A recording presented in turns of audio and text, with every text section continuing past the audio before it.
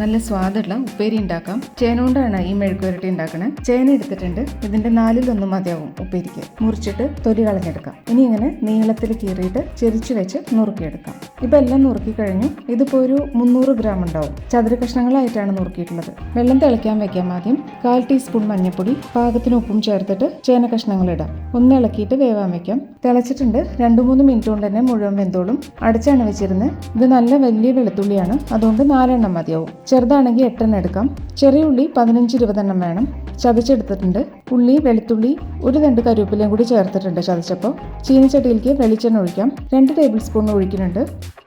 എണ്ണ ചൂടായിട്ടുണ്ട്. 1/4 ടീസ്പൂൺ കടുക് പൊട്ടിക്കഴിഞ്ഞു. ചതച്ചു വെച്ചതും കൂടി ചേർക്കാം. ഒന്ന് മൂത്ത് വരട്ടെ.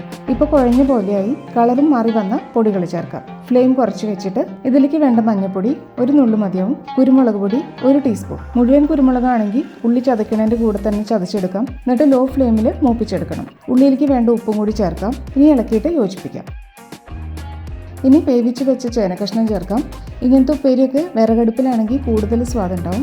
ഇങ്ങനെ എല്ലാം കൂടി യോജിപ്പിച്ചെടുത്തിട്ട് കനലിൽ തന്നെ വെച്ച് വലിയിച്ചെടുത്ത ഇത് മാത്രം മതിയാവും ചോറിനും കഞ്ഞിക്കും ഒക്കെ കൂട്ടിക്കഴിക്കാൻ. ഇനി 2 മിനിറ്റ് ലോ ഫ്ലെയിമിൽ വെള്ളം മുഴുവൻ വലിഞ്ഞു വരട്ടെ. ഇനി 2 തണ്ട് കറിവേപ്പിലയും കൂടി ചേർക്കാം. ഫ്ലെയിം ഓഫ് ചെയ്യാം. അങ്ങനെ ചേനപ്പേരി റെഡിയായി കഴിഞ്ഞു.